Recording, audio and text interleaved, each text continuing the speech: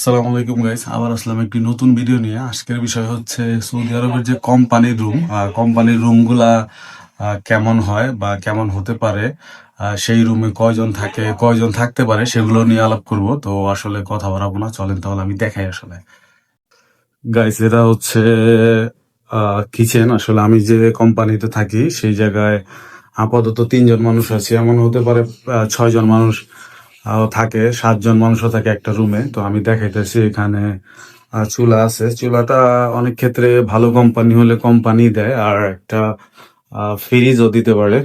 আহ, আমাদের যেহেতু রেস্টুরেন্ট, একটা ওভেনের ব্যবস্থা করে দিছে, আর কাপড়ের ধোয়ানোর জন্য একটা মেশিনও আছে।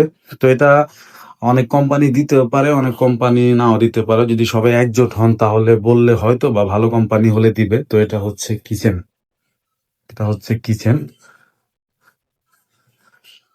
আর কিচেনের সাথে সেটআপে তো একটা টয়লেট থাকবেই, আর সেটা যেমনই হোক। তো একটা টয়লেট আছে, সেটা আর দেখানোর মতো আসলে কিছু না। আর কিচেন হচ্ছে এটা, দেখতে পারতেছেন।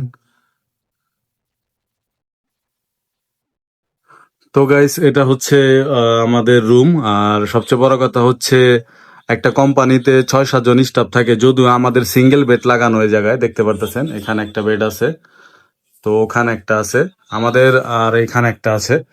তো রুম মোটামুটি আছে বড়ই, তবে একটা আরেকটা বিষয় হচ্ছে, আহ একটা প্রবাসীর ক্ষেত্রে আপনি সবাইকে সিঙ্গেল বেড দিবে এমন না, একটা রুমে 6-7 জন থাকে। আর যদিও আমাদের কোম্পানিতে এখন লোক কম, এটার জন্য এইভাবেই রুমের সেট আপ হয়েছে। আমি রুমটা দেখাইতেছি, দেখতে পারতেছেন এখানে 3টা বেড লাগানো আছে। তো আসলে কোম্পানির রুমগুলো এর থেকে ভালো হইতে পারে বা এর থেকে খারাপ হইতে পারে। রুম আসলে এইখানে দেখাই জাজ করবেন না যে রুম আপনারও এমন হবে। তো বিষয়টা হচ্ছে এমন, এটা হচ্ছে আসলে একটা কোম্পানির রুম কেমন হতে পারে সেরকম। তো আর এটা হচ্ছে আমার বেড। আর যারা আসলে কাপড় রাখার কোনোই পান না, তারা এই সিস্টেম করতে করে নিতে পারেন, তাহলে ভালো। আমার এই পাশের বেডেও সে এরকম সিস্টেম করে নিছে, কারণ আপনার কাপড় রাখার জন্য আলাদা কোনোই পাবেন না। তো এটা, এই সিস্টেমটা করে নিলে আমার মনে হয় ভালো। তো গাইস, কোম্পানির রুম নিয়ে এই ছিল আমার ভিডিও। আবার দেখা হবে কোনো এক নতুন ভিডিওতে। তো আমার ভিডিও শেষ করছি, ভালো থাকবেন, সুস্থ থাকবেন। আসসালামু আলাইকুম।